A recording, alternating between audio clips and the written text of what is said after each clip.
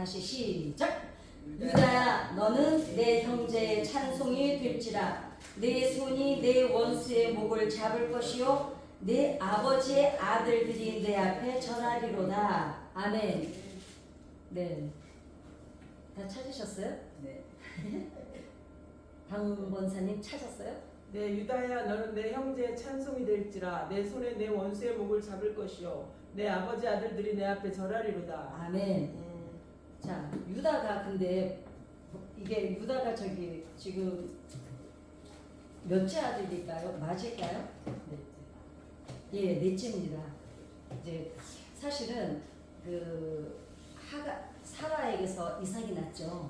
근데 이삭 전에 이스마엘이 태어났으니까 장자잖아요. 그러니까 사실은 그 하나님이 그러니까 정 부인에게서 난 1차 부인에게서 난 자식이 아니면 인정을 안 하셨죠. 근데 지금 야곱은 부인이 4명이잖아요. 4명 중에 야곱은 레아에게서 난 6명 중에서 넷째 아들입니다. 그런데 지금 우리가 쭉 저 구약 성경을 보면은 북이스라엘이라고 하고, 자 이스라엘은 야곱의 이름이었, 야곱이 바뀌어진 이름이죠. 그리고 남유다라 그러잖아요. 그러니까 넷째 아들인데 하나님이 유다를 이스라엘의 대표로 세워주세요. 그죠? 대표 아들로 넷째임에도 불구하고 그걸 이제 오늘 나눠볼까 합니다. 유다는 야곱과 레아의 6 아들 중 넷째로 태어났습니다. 이스라엘 민족의 유다 지파.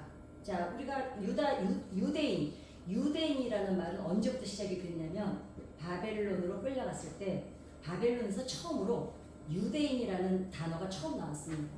그러니까 유다를 통해서 유대인이 된 거죠. 유다 지파의 설립자이기도 하고 유다 왕국과 유대 지역 그리고 유대인의 어원이기도 하죠. 그러니까 유다는 유다 지역, 유대인 뭐 여기에 다 어원이 유다예요 지금. 그리고 유다와 며느리 다말 사이에서 태어난 자식들을 통해서 어떻게 됐습니까? 다윗 왕조의 조상이 되고 누구의 또 조상이 되었죠? 예수님의 조상이 되었습니다. 그죠? 그러니까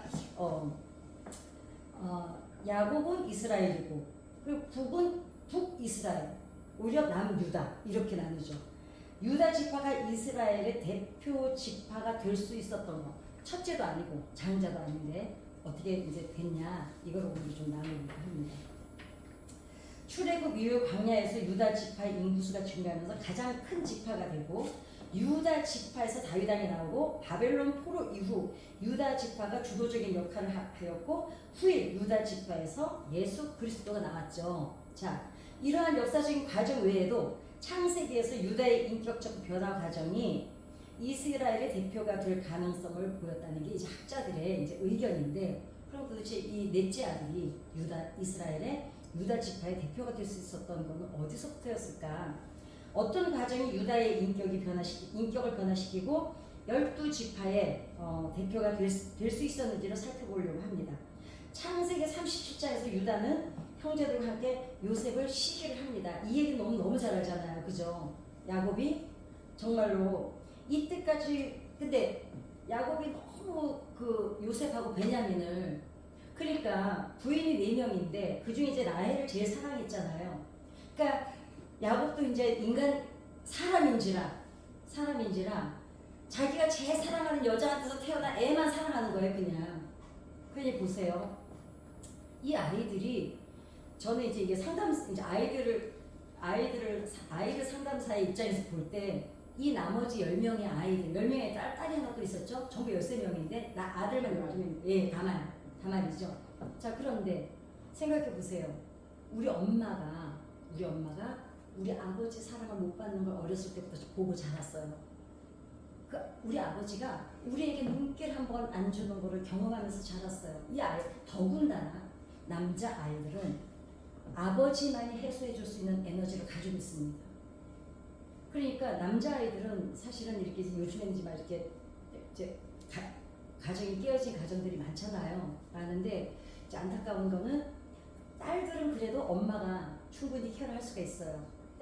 남자 아이들은 남자 아빠만이 해소해 줄 수 있는 에너지가 또 따로 있습니다. 왜냐하면 4학년 초등학교 4학년, 5학년짜리 아이들의 그 테스토스테론, 남성 호르몬이 40대의 남자들보다 몇 배가 더 나오냐면 1000배에서 1500배가 더 나와요.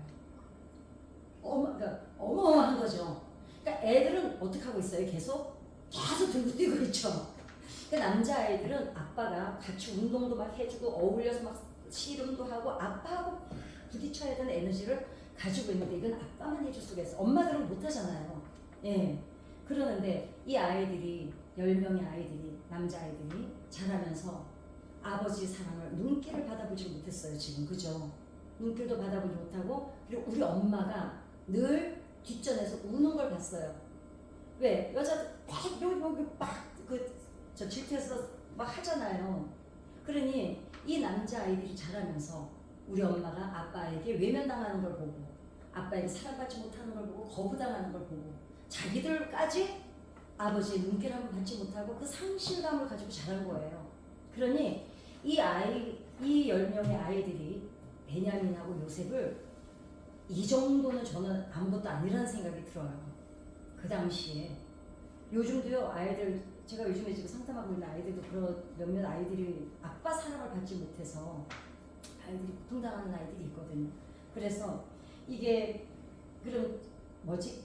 이제 그렇게 아무튼 어찌됐거나 유다는 창세기 37장 이전까지는 목소리가 나온 적이 없어요. 유다 특별하게 출연한 곳이 없습니다. 어디서 나옵니까? 그가 유다의 목소리가 나온 건 어디냐면 요셉을 이제 팔자 그러죠. 요셉을 이제 아버지가 심부름을 보냈는데 거기서 야 저기 꿈꾸는 자 온다 우리가 쟤를 팔아버리자. 그러는데 그때 이제 요 형제들이 그러니까 팔자고 하자고 형제들이 뭐라 그랬어요? 죽이자 그러죠.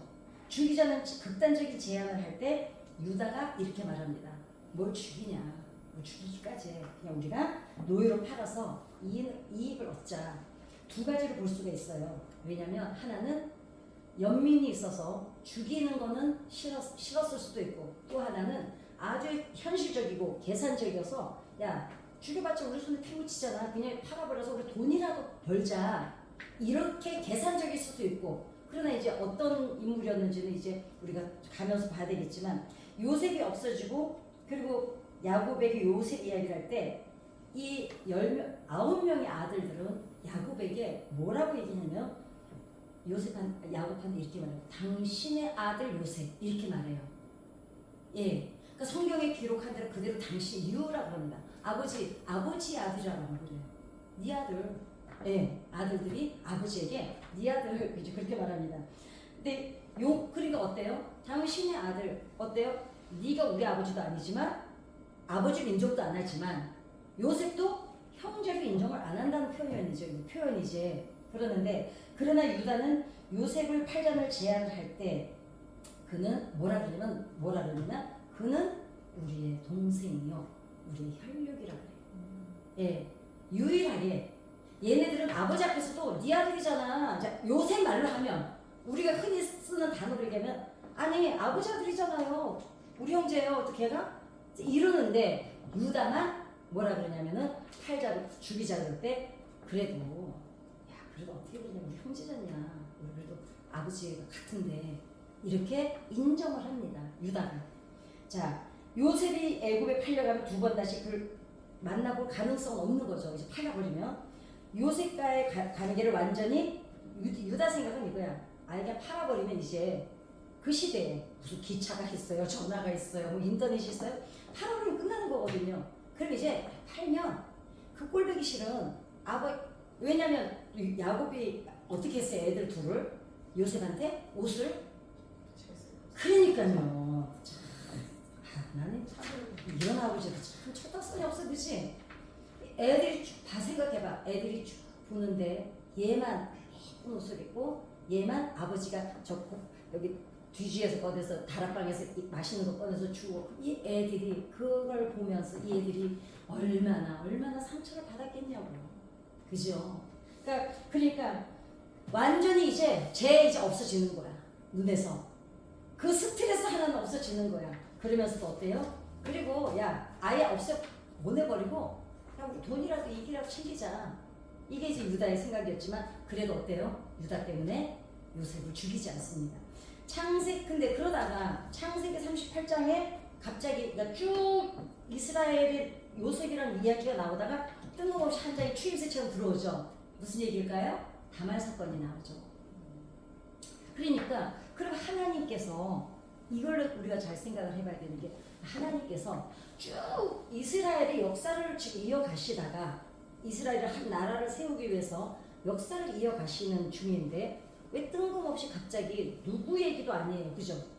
그 13명의 아이들 중에 사내 아이 12명 중에 딱 한 명 아이 얘기를 38장에 삽입을 합니다. 누구 얘기예요? 유다 얘기죠. 다말과. 그러면서 요셉이 이야기를 진행을 쭉 가면서 갑자기 생뚱맞게 지금 다말과 유다 이야기가 나옵니다.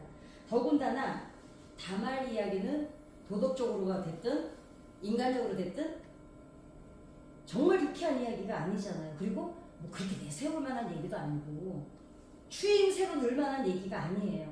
그런데 하나님께서 여기다가 왜 넣으셨냐는 거죠. 예.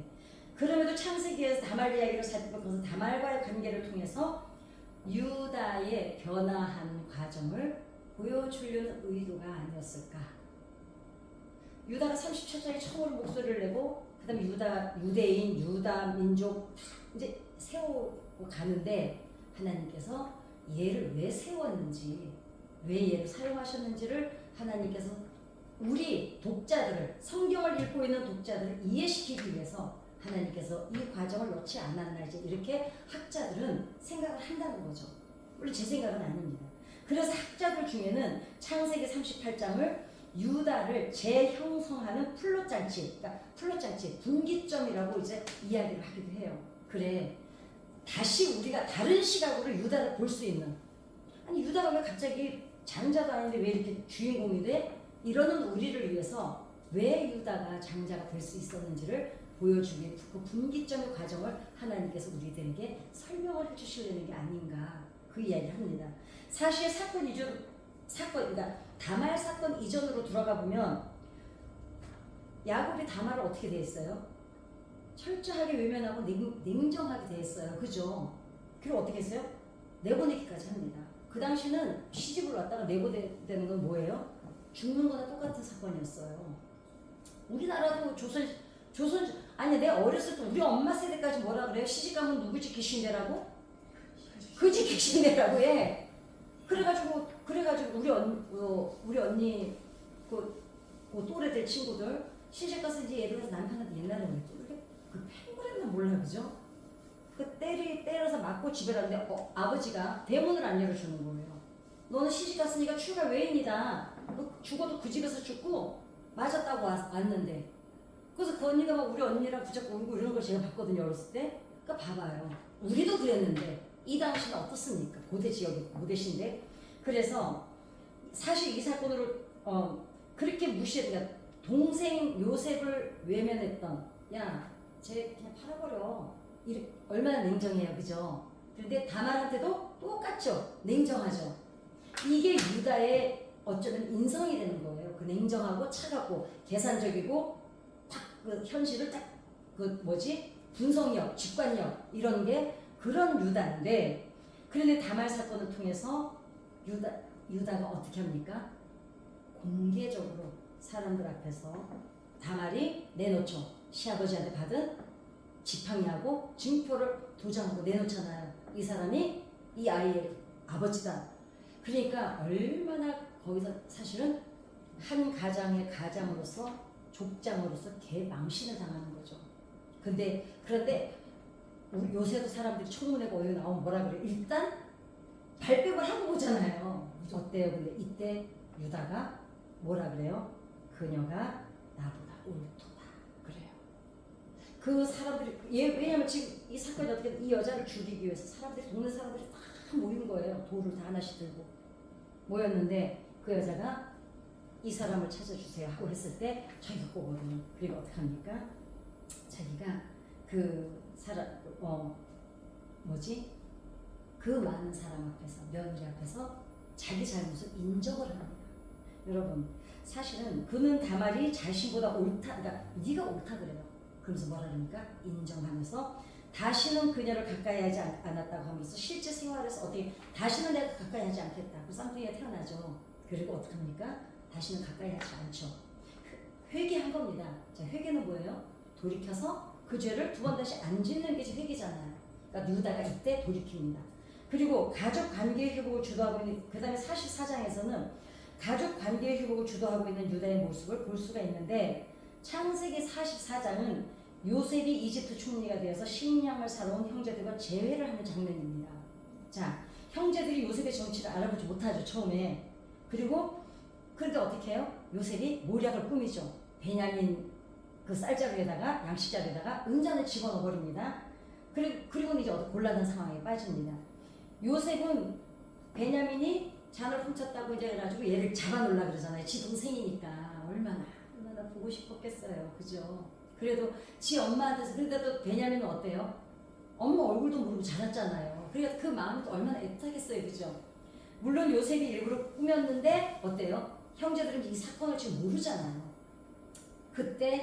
이때 이제 그러면서 베냐민을 놓고 니네 가라 그러니까 이때 유다가 나섭니다. 요셉을 팔자 그럴 때도 죽이자 그럴 때도 요셉이 나와서 유다가 나와서 요셉을 살리죠. 그 다음에 다말 사건 때도 자기 죄를 인정을 해요, 공의적으로. 그런데 요때도 어떻게 해요? 자기가 나와요. 그러면서 이제 연설을 2번을 합니다. 그리고 그게 어디냐면은 44장인가 어디에 보면 이제 30몇 장이 나와요. 이게 창세기 아무튼 잘 아시는 얘기니까 쭉 얘기를 해요. 뭐라 그러냐면 유다는 요셉의 관심을 끌고 요셉의 동정을 얻기 위해서 나의 주님이라고 합니다. 그런 호칭을 사용하면서 그리고 우리는 당신의 종이라는 호칭을 써요. 단어로 씁니다. 그리고 유다는 3가지 질문을 차를 이어가면서 설득력 있는 방식으로 이제 요셉 앞에서 자기가 막 아버지에 대한 이야기와 자 알아요. 이제 빼도 박도 못하는 사건이라는 걸. 이거는 베냐민 잔에서 은잔이 나왔기 때문에 이건 도둑으로 몰릴 수밖에 없어요.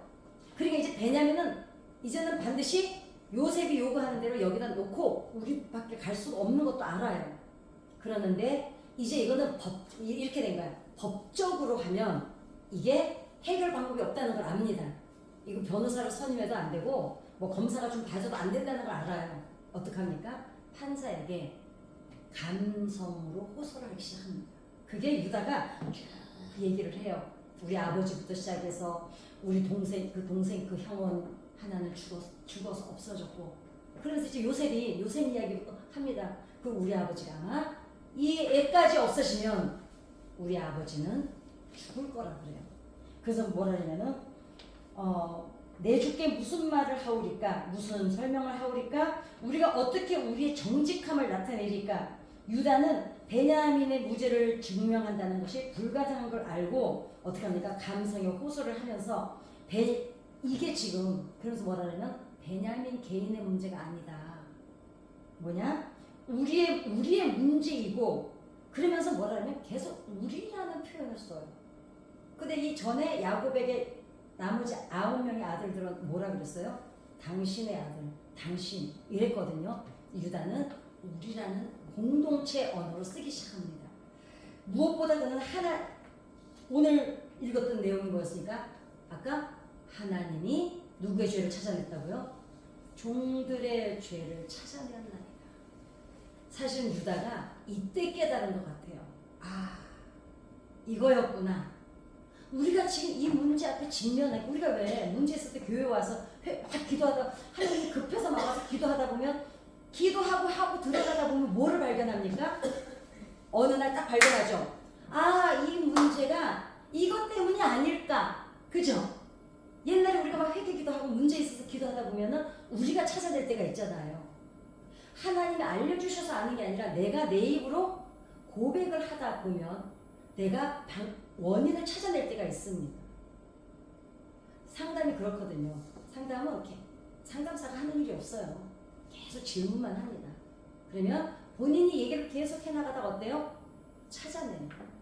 그게 상담사가 하는 일이에요.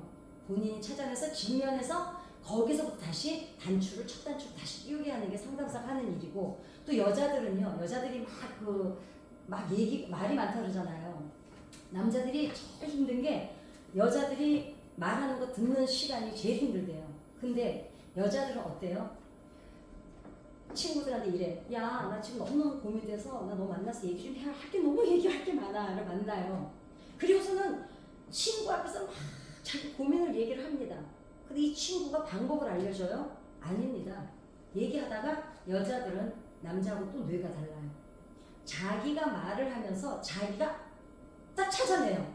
아, 얘기하다 보니까 얘기하다 보니까 알았는데 이래가지고 찾아내요.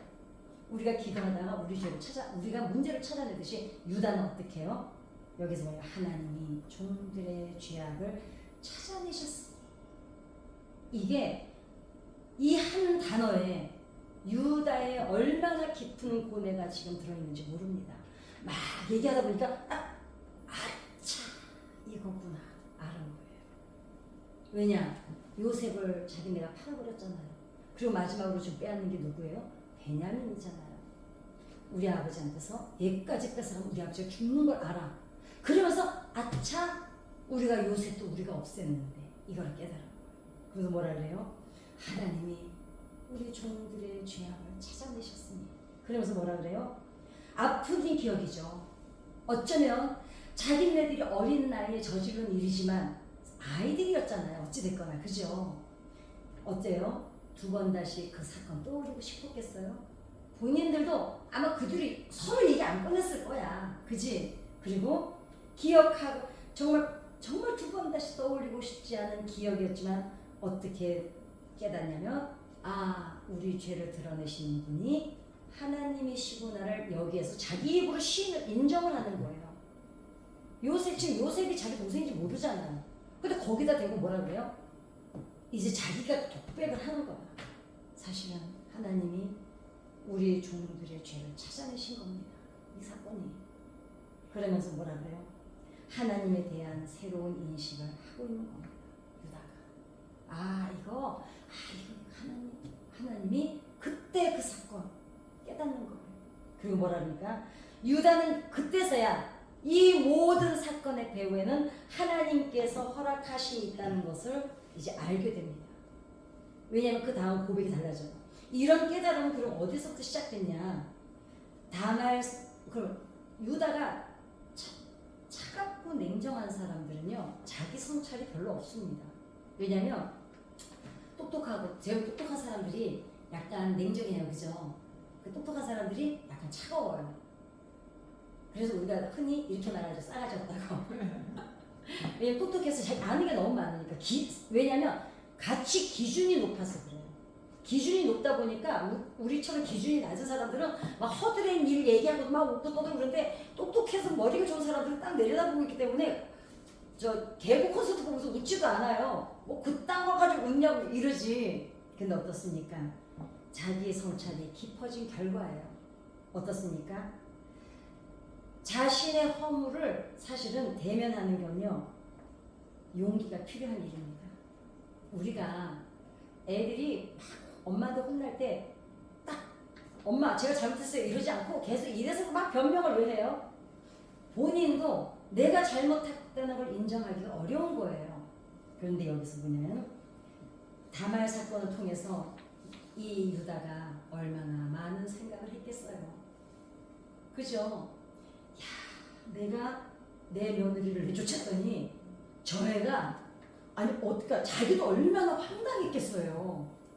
생각해보세요. 시아버지가 얼마나 황당했겠어요. 자기는 지금 며느리를 친정으로 돌려보는 걸로 끝난 거인 줄 알았거든요. 그랬는데 이 며느리가 지금 막내 아들 애도 아니고 자기 애를 배갖고 나타난 거야. 그러면서 인생이라는 게 내 마음대로 안 되는구나부터 시작해서 그러면서 나중에 뭐라 그래요? 네가 옳도다라는 그 말 단어가 400개까지 이 사람이 얼마나 많은 생각을 했겠냐는 거예요. 그리고 얼마나 망신스러웠겠어요. 왜? 그 냉정하고 똑똑하다고 생각했던 자기가. 그러면서 결국은 어떻게 합니까? 유다는 두 번째 연설에서 아버지 야곱과 베냐민의 관계를 상세하게 언급하면서 요셉의 마음에 호소를 합니다. 성경에 보면 그 아버지는 베냐민은 그 형은 죽고 죽었다 그러지 없어졌다 그래요. 없어지고 동생이 하나 남았는데 그 아버지는 그 아들 보면서 살았는데 그 아버지가 아마 머리가 수월로 내려갈 거다 지옥으로 갈 거다 사는 게 지옥일 거다. 우리 아버지는 그 베냐민을 안 데려가면 막 그렇게 호소를 합니다.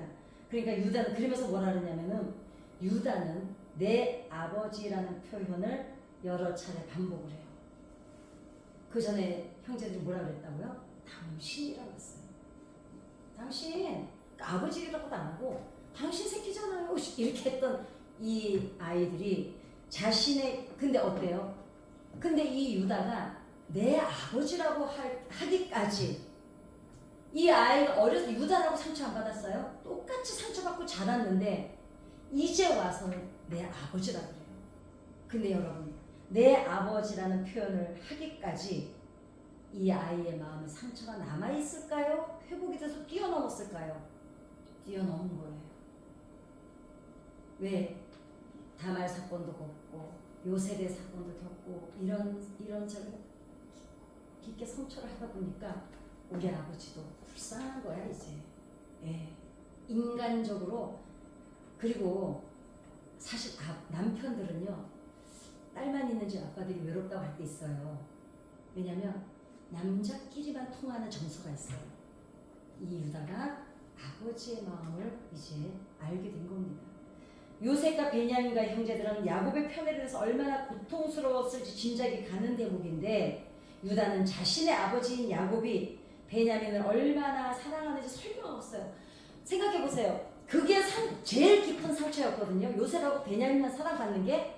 그런데 지금 유다는 우리 아버지가 베냐민을 얼마나 사랑하는지를 구절구절히 설명을 해요. 생각해보세요. 내가 받고 싶었던 사랑을 베냐민이 받았거든요.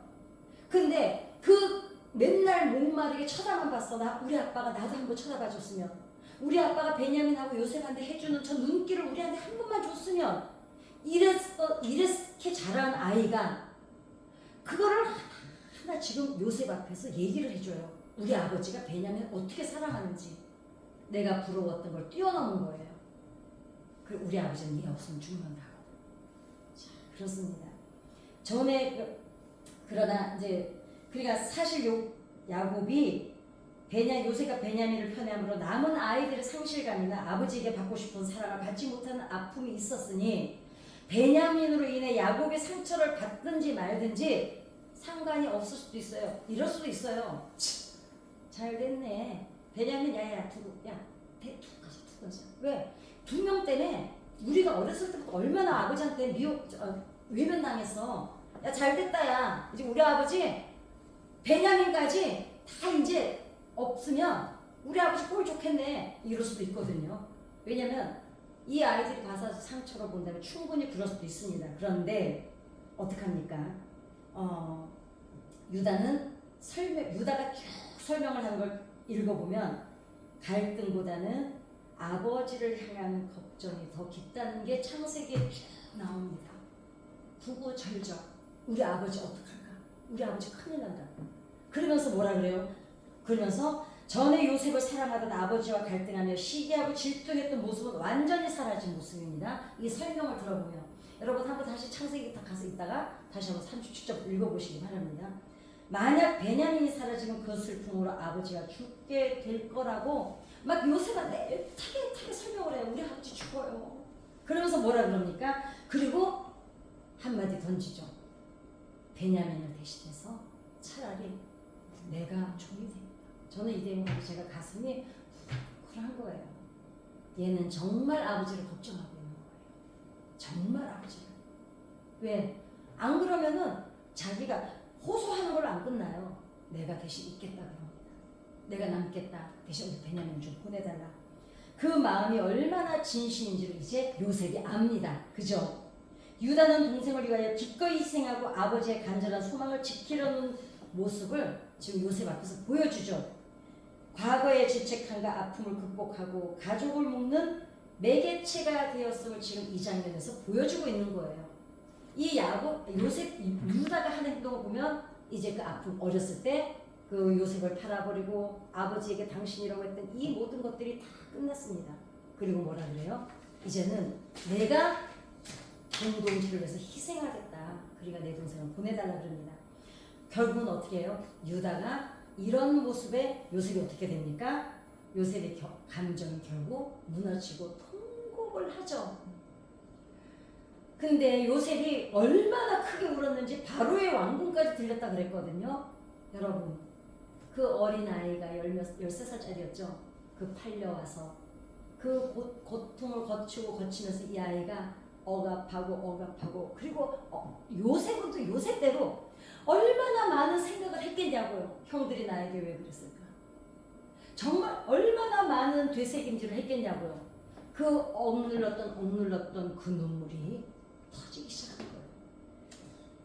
비로소 이 아버지 한 사람으로 인해서 아이들이 받았던 상처가 여기서 지금 유다의 이 모습과 요셉의 눈물을 통해서 얘네들이 완전히 뚝처럼 터져가지고 화해장이 되고 있는 장면입니다.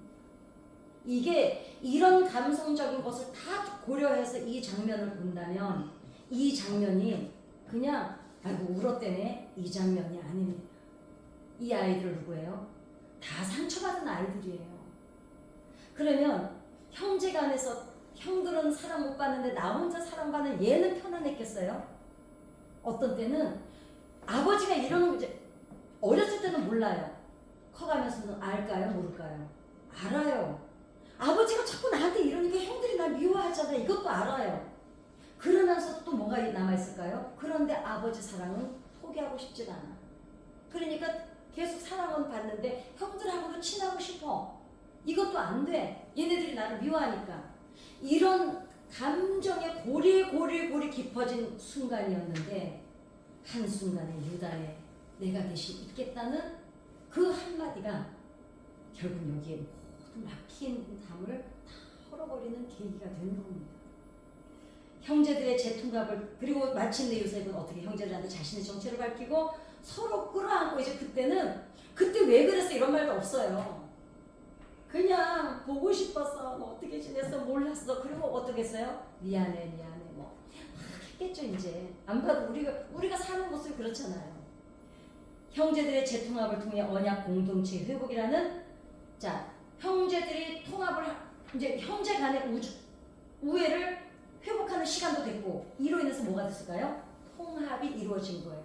이러면서 뭐가 공동체 회복이라는 성경의 주제가 완성하는데 유다가 어떤 역할을 했을까요? 결정적인 역할을 물꼬를 트게 된 것이 유다입니다.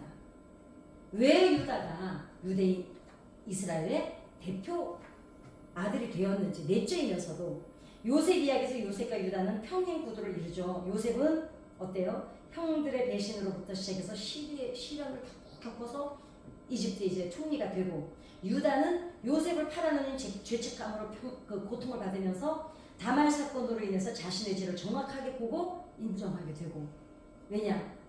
하나님이 우리 죄를 찾아낸 걸 이제는 유다는 알잖아요. 죄를 인정하는 것을 전환점으로 어떻게 합니까? 유다가 회복이 돼요. 그리고 어떻게 합니까? 형제들의 대변인이 됩니다. 먼저 자기가 회복이 된 거예요.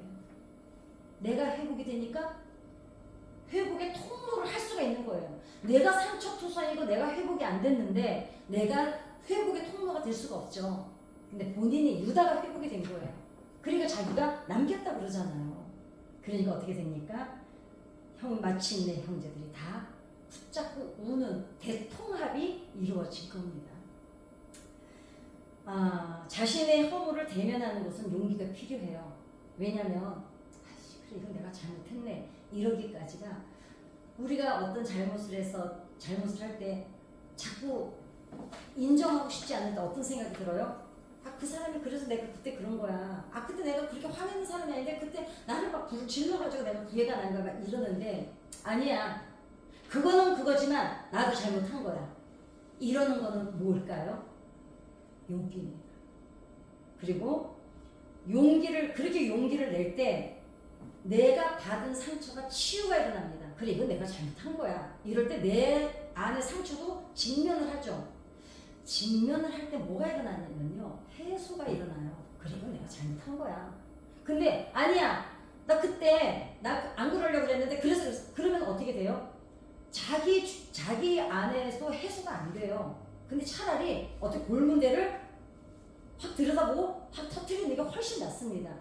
터트리고 맑은 물이 나올 때까지 짜고 그 다음에 약을 바로 봉합을 해야 거기가 아물어요. 그러는데 아니야, 내가 그때 안 그럴, 나 원래 그런 사람 아닌데 그 사람이 그때 그래서 내가 그런 거야, 이런 식으로 가면 계속 봉합만 하는 거예요. 그래서 어떨까요? 여러분, 내가 내 잘못도 확 터트리고 나면 인정을 하고 나면 잠깐 쪽팔려요. 잠깐 쪽팔린 건 있지만 어때요? 후련합니다. 좀 창피하긴 했지만 더 이상 숨길 거는 없잖아요. 그죠? 더 이상 그거 숨기더라고 내가 애를 써야 될 일이 없잖아요. 그러고 나면 어때요? 그 다음부터 두 다리 뻗고 잡니다. 그게 인격입니다. 두 인물은 어땠지? 형제는 서로 다른 길을 걷다가 이집트에서 만나서 어떡합니까? 용서와 화해의 회복이라는 결정을 이룹니다.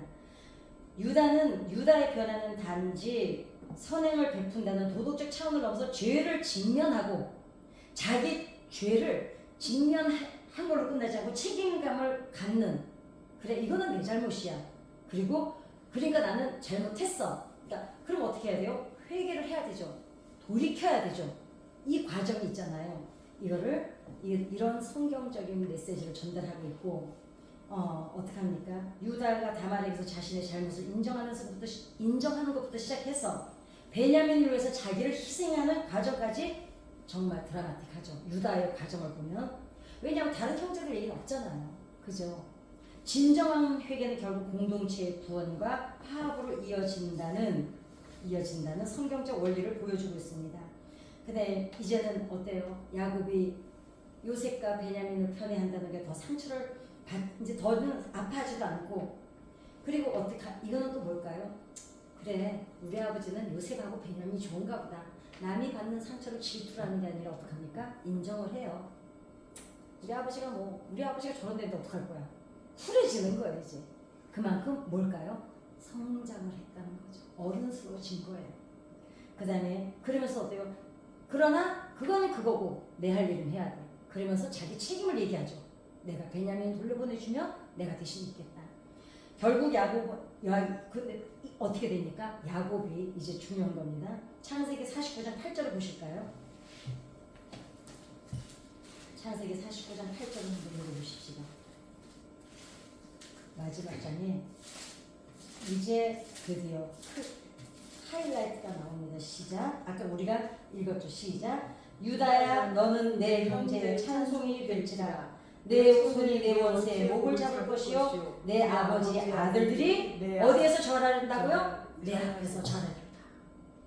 이게 야곱이 뭐라면, 유다야 너는 내 형제의 찬송이 될지라. 규가 유다를 떠나지. 자, 여기서는 근데 8절 규가 49장 8절 지금 49장 8절 이게 성경이 지금 그 전에는 뭐라고 나와 있냐면, 그 전 성경에는 규가 유다를 떠나지 아니하며 통치자의 지팡이가 그 발사에서 떠나지 아니하기를 실로가 오시기까지 이르리니 그에게 모든 백성이 복종하리로다라고 되어 있습니다. 규가 뭐예요? 예, 자 규는 저기 다윗 왕조 왕권을 상징하는 게 규죠. 왜냐하면 저기 에스더가 저기 아하수레 왕 앞에 나갈 때 아하수레 왕이 뭘 내놨어요? 규를 내놔야 들어올 수 있잖아요. 근데 이 먼저 성경에는 뭐라고 되냐면 다시 읽어드릴게요. 유다야 너는 내 형제의 찬송이 될지라. 규가 유다를 떠나지 아니하며 통치자의 지팡이가 그 발사에서 떠나지 아니하기를 실러가 오시기까지 이르르니 그에게 모든 백성이 복종하리로다. 그러니까 결국은 어떡합니까? 유다를 통해서 다윗 왕조가 세워지고 예수님이 그 후손으로 오시죠. 그래서 유다를 통해서 우리가 뭘 깨달을 수 있을까요? 진정한 리더자는 책임과 희생에서 나온다는 거예요. 내가 리더자니까 막 권세, 나 힘 있잖아, 내 말대로, 이게 아니라 그 건방지고에서 나오는 게 아니라 뭐라고요? 책임을 지는 책임감, 그 다음에 희생. 그래서 저는 항상 그 얘기를 하거든요. 진정한 카리스마 어디서부터 온다고요? 겸손으로부터 카리스마는 나옵니다. 부드러운 카리스마라고 그러죠. 예, 유다는 자신의 잘못을 회피하지 않고 정직하게 인정했고, 그리고 어떡합니까? 형제들을 위해 자신을 희생하는 결단을 내렸고, 그 다음에 어떡합니까? 유다의 회개는 개인의 변화로 끝나지 않았어요. 어떡합니까? 이스라엘의 공동체의 회복이라는 것으로 결국은 꽃을 맺습니다. 그리고 어떡합니까? 결국은 그렇게 와서 가서 야곱을 모시고 내려오죠. 거기에서 뭐가 탄생이 됩니까? 이스라엘이라는 민족이 태어납니다. 유다는 요셉을 팔아넘겨 죄책감을 극복하고 베냐민을 위해서 자신을 내어줌으로 형제들의 관계를 회복시켰습니다. 유다를 통해 하나님께서는 실패한 사람도 통해서 어떡합니까? 역사하신다는 것을 보여주셨고, 유다는 어때요? 처음부터 모범적인 인물은 아니었죠. 다말 사건만 봐도 그죠? 그럼에도 어떡하십니까? 하나님께서는 반드시 사용할 사람을 변화시키기 위해서 이스라엘의 대표 지파를 형성하시는데, 우리에게도 어떡하실까요? 우리를 쓰시기 위해서 우리가 어떤 데는 고난이 올 때도 있죠. 근데 한번 돌아보시면 어떠세요? 우리가 고난을 겪고 나서 우리가 더 퇴보했던가요? 더 성장했던가요? 어떠세요? 애들은 아프면서 큰다는 말 있죠. 그 말이 애들한테만 국한되는 말은 아닌 것 같아요. 어때요? 우리도 그래요. 아프고 나면, 왜냐? 아플 때 사람들은 비로소 어디를 들여다봅니까? 나를 들여다봅니다. 그 전에는 주변 보느라고 정신이 없이 살았는데, 내가 아프고 힘든 일이 있을 때 그때 비로소 나를 성찰하는 시간을 갖게 됩니다. 그러면서 나를 돌아볼 때 성숙은 그때 일어나거든요. 자기 성찰이 없는 성숙은 있을 수가 없습니다. 자기 성찰은 반드시 필요한 줄 믿습니다. 그래서 변화에는 뭐가 필요할까요? 용기가, 인정하는 용기가 필요하고, 그 다음에 자신의 실수를 용기 있게 인정하는 것은 그 사람의 됨됨이야 인격의 결과라는 것을 보여주고 있습니다. 결국은 책임 있는 리더자는 겸손이라는 인격적인 모습으로도 시작이 됩니다. 우리가 지역을 이끌어갈 때도 어떻습니까? 결국 권사님들, 우리 권사님들, 자, 권사님들은 어떠세요? 권사님들이 결국은 이제는 다 자식같이 돌보 양육하시잖아요. 교회 안에서도. 자, 돌보시다 보면 어때요? 막 시켜서 되든가요? 아닙니다. 네. 오히려 시키면 그러니까 시켜서 하는 거는 한계가 있어요. 그러나 내가 모범을 겸손함으로 내가 리더를 하게 되면, 내가 희생을 통해서 리더를 하게 되면 어떡합니까? 사람들이 자원해서 따라옵니다. 진정한 카리스마는 어디서부터 나온다고요? 겸손으로부터 시작될 줄 믿습니다. 그래서 유다를 통해서 하나님께서 한 나라를 세우시는데, 결국은 자기 성찰이라는 깊은 통로를 통해서 결국은 유대인, 유다민족 이렇게 나온 줄 믿습니다. 우리 주기도문 하고 우리 기도하고 돌아가겠습니다. 하늘에 계신 우리 아버지여, 이름이 거룩히 여김을 받으시오며 나라의 임하옵시며 뜻이 하늘에서 이루어진 것 같이 땅에서도 이루어지이다. 오늘날 우리에게 일용할 양식을 주옵시고, 우리가 우리에게 지은 우리의 죄를 사하여 주옵시고, 우리를 시험에 들게 하지 마옵시며 다만 악에서 구하옵소서. 내게 나라와 권세와 영광이 아버지께 영원히 있사옵나이다. 우리 오늘은 하나님, 우리가 진정한 카리스마는 겸손으로부터 오는데, 우리가 좀 더 하나님 예수님의 그 겸손을 갖게 해달라고 주님 새로 부르고 기도하겠습니다. 주여! 주여! 주여!